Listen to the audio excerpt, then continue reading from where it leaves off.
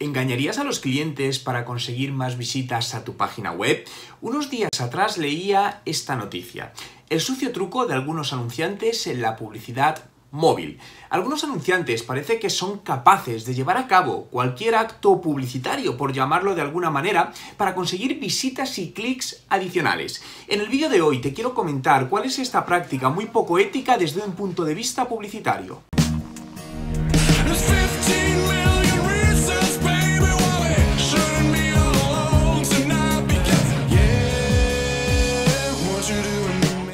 Hola emprendedores en la vida, mi nombre es Juan Merodio y bienvenido a un nuevo vídeo. Si es tu primera vez y quieres aprender todos los trucos sobre marketing digital y cómo ser un emprendedor de éxito, suscríbete a mi canal. La creatividad no tiene límites, pero creo que sí debe tener una ética.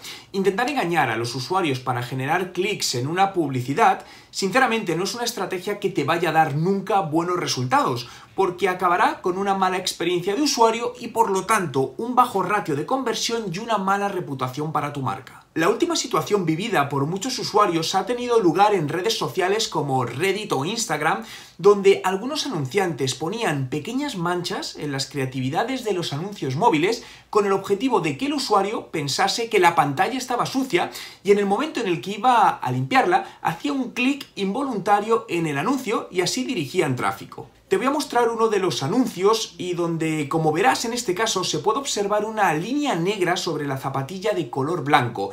Esto lo compartió un usuario anunciando la estafa. A mí la pregunta que se me viene a la cabeza es cómo una empresa puede autorizar la creación de este tipo de publicidad sabiendo que tarde o temprano la red social en la que la está usando la va a retirar. Y aún más grave, que los usuarios van a darse cuenta de lo sucedido y criticarlo. Mi percepción es que es como que intentan engañar a los usuarios y los están tratando de tontos. En definitiva, creo que el marketing y la publicidad deben ir siempre, o deben mantener, mejor dicho, siempre una ética con los usuarios. Creo que no vale el conseguir visitas o crecer a toda costa, porque cuando un crecimiento se basa en mentiras y engaños, no tengas ninguna duda que habrá un momento en el que todo se vuelva en tu contra.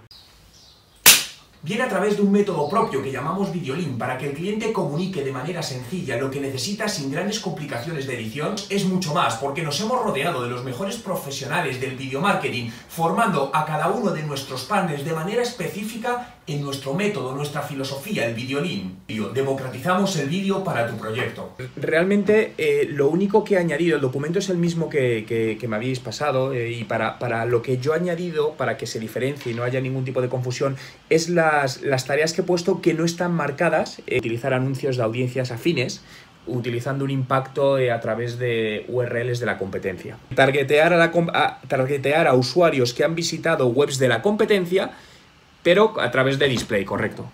Pues básicamente al final es algo que a la gente, obviamente contenido no comercial, pues no sé, es decir, imaginaos cosas, me lo invento, pero algo como cuando vas a la playa te echas protector solar, ¿sí o no? Y esa tontería la gente empieza a comentar y eso genera que mejore el engagement de la fanpage. Bueno, lo bueno es contactar ya gente que es cliente regalándoles algo. Al final esto puede ser interesante hacerlo por email marketing, de tal manera que enviar a los clientes algún email marketing, que les enviamos la URL directa que les permite, sin hacer nada, dejar un comentario en Google My Business y les damos algo a cambio. Obviamente lo bueno es regalar algo a la gente para fomentar esa participación y yo por las pruebas que he hecho funciona súper bien y al final esto nos va a beneficiar en temas de SEO, en temas de reputación de la marca, etcétera, etcétera. Ahora, yo esto lo veo para final de año mínimo y básicamente es con alguna herramienta que nos permita protocolizar WhatsApp para que la gente se suscriba a contenidos. No tanto solo como herramienta de atención al cliente, sino de contenidos. Igual que hacemos con email marketing, llevárnoslo a WhatsApp, pero como os digo, yo ahora lo dejaría ahí para no olvidarlo, pero no me pondría con ello ahora. O justamente debajo pongo YouTube, pongo definir estrategia de contenidos propia. Porque esto es algo que es lo que he visto aquí es que entramos directamente con anuncios en YouTube, pero realmente el potencial de YouTube es que marquemos una estrategia de contenidos generando vídeos o videos, ¿no? No sé qué tal posible es esto a nivel de recursos, porque generar contenidos en vídeo lleva recursos, pero sí sería importante. Son estrategias a largo plazo, que debemos verlas como estrategias que van a contribuir al negocio en los próximos 12-24 meses. Entonces, yo jugaría con una estrategia, por un lado, a corto plazo, es decir, la que estamos trabajando ahora para incrementar las ventas, pero en paralelo, estrategias a largo plazo, para seguir asegurando ese crecimiento de ventas en los próximos meses y años. Entonces es importante ser conscientes de esto, ¿no? Es decir, que querer de repente que Instagram se convierta en un canal de ventas sería totalmente irreal. Lo primero que he puesto en el blog, locutar contenidos para podcast, ¿vale? Esto yo lo enmarcaría en una estrategia a largo plazo. Es decir, los podcasts están creciendo mucho y al final sería el mismo contenido que generamos en los posts, locutarlo y subirlo a un podcast. Hay una estrategia, a ver, cuando os hablo de largo plazo, el podcast está creciendo mucho, pero va a haber un tipo de contenidos que va a empezar a generar mucho negocio y es todo lo relacionado con asistentes de voz, llamándose Google Home, Alexa, que a día de hoy todavía está en una fase muy inicial, pero que en los próximos 3 años va a coger mucha fuerza y creo que es importante empezar a posicionarse ahí pensando en ese largo plazo. Estrategia de PR y comunicación con medios locales. Esto creo que es fundamental. Hace unos meses os envié un estudio de la presencia a nivel de comunicación y PR en medios y es muy débil. No tenéis agencia de medios. Y creo que esto es al final algo reputacional y que salir en medios de comunicación con una estrategia de comunicación dirigida va a ayudar mucho a mejorar la conversión del resto de acciones. Entonces, yo eso es algo que creo que contar con una agencia de PR sería muy bueno para la marca. Estrategia de remarketing interno.